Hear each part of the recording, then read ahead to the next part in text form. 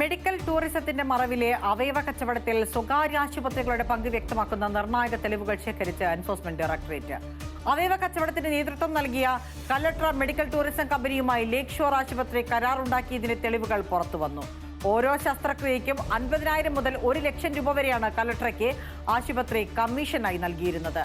ലേക്ക് ഷോറിന് പുറമെ റാക്കറ്റുമായി രാജഗിരി ആശുപത്രിയുടെ ഇടപാടുകൾ കണ്ടെത്താൻ ഡോക്ടർമാരുടെ ചോദ്യം ചെയ്യൽ തുടരുകയാണ്.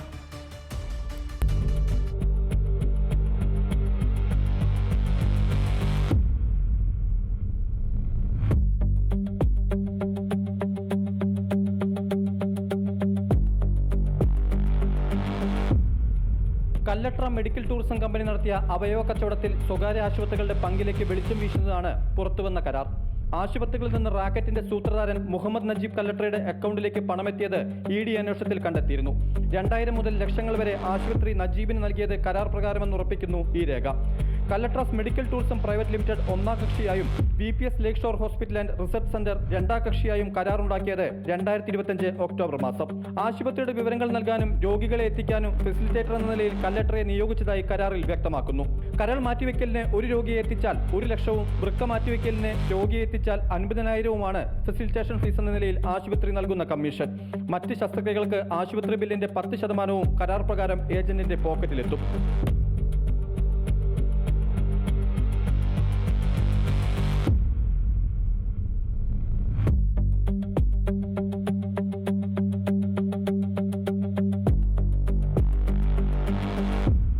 ഇൻഷുറൻസ് കോർപ്പറേറ്റ് രോഗികളുടെ കാര്യത്തിൽ ആശുപത്രിക്ക് പണം ലഭിച്ചതിന് ശേഷം മാത്രമേ ഏജന്റിന് പണം നൽകൂവെന്നും കരാറിലുണ്ട്.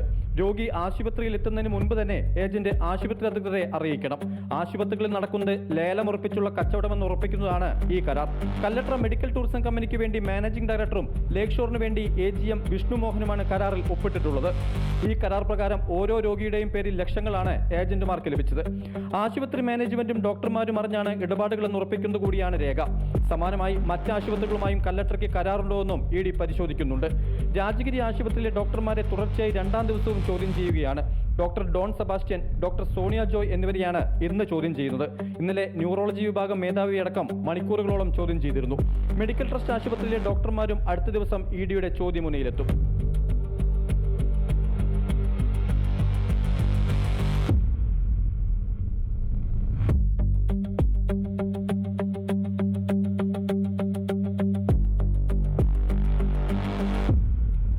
വൈശാഖോമാട്ടിൽ ബിഗ് TV കൊച്ചി.